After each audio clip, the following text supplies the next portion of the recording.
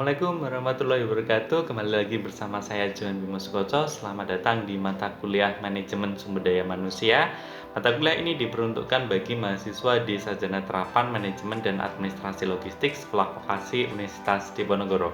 Kali ini kita masuk ke materi ketiga terkait job analysis, job description, dan job specification. Kita akan pelajari apa itu analisis pekerjaan, untuk kemudian kita bisa menarik ke spesifikasi pekerjaan dan deskripsi pekerjaan. Nah, yang pertama kita mau pelajari terkait analisis pekerjaan.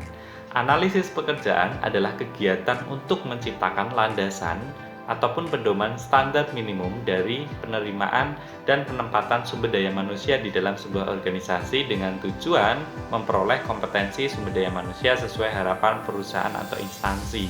Nah, di sini kita turunkan ke instansi sektor-sektor logistik. Beberapa prinsip dalam analisis jabatan ini, yang pertama adalah analisis pekerjaan harus memberikan semua fakta yang ada hubungannya dan pekerjaan termasuk tujuan untuk apa hasil analisis tersebut. Kemudian yang kedua, analisis pekerjaan harus memberikan fakta yang diperlukan untuk bermacam tujuan. Karena apabila tiap tujuan dibuat analisis pekerjaan sendiri-sendiri, maka akan memerlukan biaya yang mahal. Kemudian yang ketiga, analisis pekerjaan harus sering ditinjau dan diperbaiki. Dan yang keempat, analisis pekerjaan harus menunjukkan unsur-unsur pekerjaan yang paling penting di antara beberapa unsur dalam setiap pekerjaan. Dan yang kelima, analisis pekerjaan harus dapat memberikan informasi yang teliti dan dapat dipercaya sehingga diperlukan ahli. Dale Yoder dalam Mukijat menyebutkan 4 macam informasi dari suatu pekerjaan yang meliputi apa yang dilakukan, syarat-syarat perseorangan, tanggung jawab jabatan atau pekerjaan, dan kondisi pekerjaan. Manulang mengelompokkan analisis pekerjaan sebagai berikut. Yang pertama, analisis pekerjaan untuk menentukan syarat mental yang dibutuhkan oleh karyawan untuk dapat berhasil melaksanakan pekerjaan. Kemudian, analisis pekerjaan untuk menentukan langkah-langkah yang harus ditempuh dalam mengajarkan sesuatu pekerjaan kepada karyawan baru. Kemudian analisis pekerjaan untuk menentukan nilai tiap-tiap pekerjaan secara adil.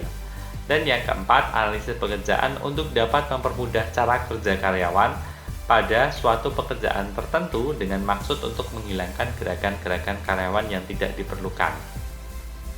Manfaat informasi analisis jabatan antara lain untuk menentukan tugas dan tanggung jawab apa yang harus dilaksanakan oleh karyawan yang diserai suatu pekerjaan.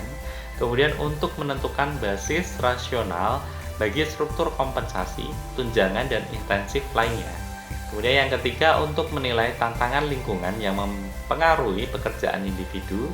Kemudian untuk merencanakan kebutuhan sumber daya manusia pada waktu yang akan datang, dan sebagai basis perencanaan organisasi dengan memberikan perumusan yang jelas pada tiap-tiap pekerjaan dan menunjukkan hubungan dari pekerjaan satu dengan pekerjaan yang lain. Kemudian yang kelima, untuk menentukan pendidikan, keterampilan, dan pengalaman yang diperlukan dari karyawan agar dapat melaksanakan suatu tugas secara efektif dan efisien. Dan sebagai pedoman untuk merekrut, menyeleksi, dan menempatkan sumber daya manusia. Sebagai dasar untuk mengembangkan karyawan melalui pendidikan dan pelatihan, sebagai dasar untuk mengadakan promosi, pemindahan, demosi, dan pembinaan karir karyawan berdasarkan syarat-syarat ketentuan tertentu. Sebagai petunjuk yang diperlukan dalam mempermudah dan memperbaiki tata cara kerja pada suatu pekerjaan, sehingga diperoleh produktivitas yang semaksimal mungkin dengan menghilangkan gerakan-gerakan yang tidak diperlukan atau aliran kerja tertentu, sebagai dasar untuk menetapkan prestasi kerja. Ada juga sebagai dasar untuk memperbaiki kondisi kerja yang menuntut analisis pekerjaan berbahaya, tidak sehat, dan tidak menyenangkan. Kemudian untuk membantu merevisi struktur organisasi, sebagai dasar menentukan kebutuhan bahan kerja, peralatan kerja, dan fasilitas kerja, memperoleh gambaran segala macam karakteristik fisik, mental, pendidikan, pengalaman yang harus dimiliki oleh seorang karyawan sehingga dapat diterapkan prinsip the right man on the right place. Kemudian untuk memperkenalkan para karyawan baru dengan pekerjaan mereka. Nah, setelah kita mengenali apa itu analisis pekerjaan, kita masuk ke deskripsi pekerjaan. Deskripsi pekerjaan adalah pernyataan tertulis yang meliputi tugas, wewenang, tanggung jawab, dan hubungan-hubungan lini baik ke atas maupun ke bawah. Deskripsi pekerjaan ini menyangkut pernyataan faktual tentang tugas dan tanggung jawab dari suatu pekerjaan tertentu. Hasil proses analisis pekerjaan yang pertama dan langsung adalah deskripsi pekerjaan ini.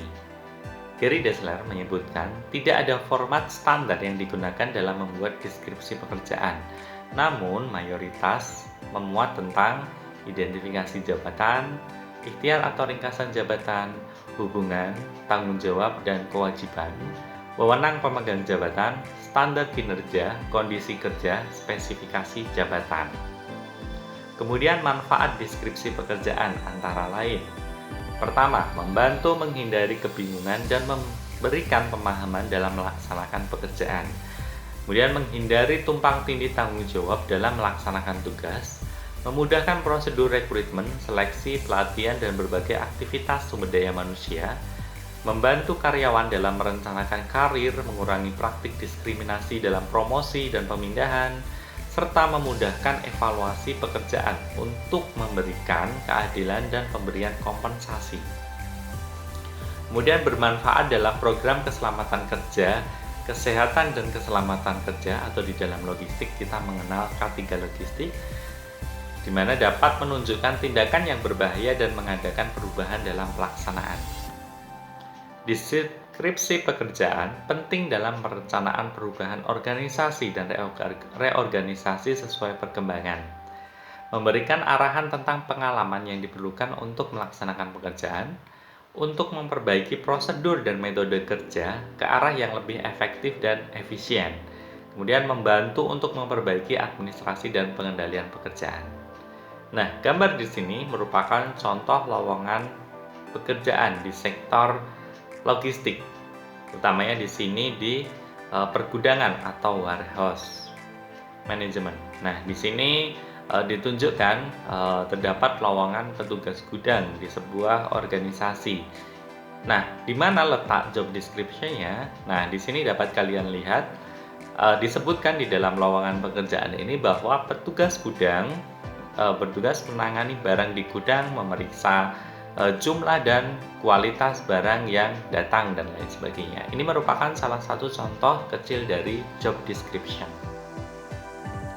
Nah, berikutnya, contoh berikutnya lowongan pekerjaan yang lain, lowongan terkait warehouse admin, administrasi gudang. Job deskripsinya misalnya melakukan di sini banyak sekali melakukan kegiatan-kegiatan pergudangan, mulai dari penerimaan barang dan meneliti apakah barang sesuai dengan surat pesanan, membuat stok opnam dan laporan stok barang bulanan, menyiapkan barang sesuai dengan order untuk dikirim, kemudian menerima barang masuk untuk disimpan di gudang, sampai dengan di sini membuat rekap stok barang setiap hari dan lain sebagainya. Ini merupakan contoh dari kegiatan dari deskripsi pekerjaan seorang admin gudang atau warehouse admin. Nah, di sini kalian bisa melihat ini merupakan contoh job description. Nah, berikutnya kita mengenal apa yang namanya spesifikasi pekerjaan. Spesifikasi pekerjaan adalah persyaratan tertulis yang menunjukkan kualitas minimum yang diperlukan oleh seorang karyawan atau pegawai untuk dapat melaksanakan suatu pekerjaan sesuai dengan yang telah ditetapkan. Dengan tersusunnya deskripsi pekerjaan ini, maka dapat diperoleh petunjuk tentang spesifikasi pekerjaan yang diperlukan. Alec Lauderdale menuliskan ada 7 bidang dalam spesifikasi pekerjaan, meliputi penampilan fisik, kemampuan diri, intelijensi, sikap, minat, kepribadian, dan lingkungan. Pada umumnya, isi suatu spesifikasi pekerjaan terdiri atas: pertama, identifikasi pekerjaan atau jabatan, nama, kode, bagian. Kemudian persyaratan pekerjaan meliputi pendidikan, kecerdasan, pengalaman, keterampilan, syarat fisik, umur, jenis kelamin, status perkawinan, kewarganegaraan, stabilitas emosional, dan kemampuan khusus. Manfaat spesifikasi pekerjaan antara lain menentukan tugas secara hati-hati dan mendaftarkan pekerjaan yang akan dilaksanakan, kemudian memudahkan menentukan golongan staf yang dibutuhkan dan mengangkat dengan layak para pelamar yang mempunyai kemampuan, kemudian memungkinkan manajemen menggunakan skema pelatihan yang pada tingkat yang tepat. Dan di sini dapat kalian lihat contoh dari job specification. Nah, di sini lowongan petugas gudang, di mana sebuah perusahaan membutuhkan petugas gudang dengan kualifikasi laki-laki belum menikah, sehat jasmani rohani, maksimal usia 25 tahun sampai dengan tinggal di sekitar atau dekat dari kota Bandung gitu. Nah, di sini ada persyaratan kualifikasinya. Kemudian ini disebut spesifikasi pekerjaan atau job specification. Nah, sedangkan yang di gambar berikutnya di sini adalah salah satu contoh dari job specification terkait posisi warehouse admin. Di sini misalnya usia 35 tahun, kemudian minimal SMA atau D3 dan mempunyai pengalaman di bidang gudang selama 1 tahun. Kemudian spesifikasinya juga mampu bekerja secara individual maupun tim. Kemudian diutamakan yang bisa bekerja secara langsung, mengetahui sistem marketplace, kemudian mengoperasionalkan komputer dengan Microsoft Office dan Excel, dan penempatan di Bandung. Nah, di sini merupakan contoh dari spesifikasi pekerjaan warehouse admin di sebuah lowongan pekerjaan. Nah, demikian yang dapat kita pelajari hari ini. Terakhir saya mengutip quotes dari Karl Barth bahwa berdoa tanpa belajar akan jadi doa yang kosong. Belajar tanpa berdoa akan jadi usaha yang buta. Saya Johan Bimo Sukoco. Sampai jumpa di materi-materi selanjutnya. Assalamualaikum warahmatullahi wabarakatuh.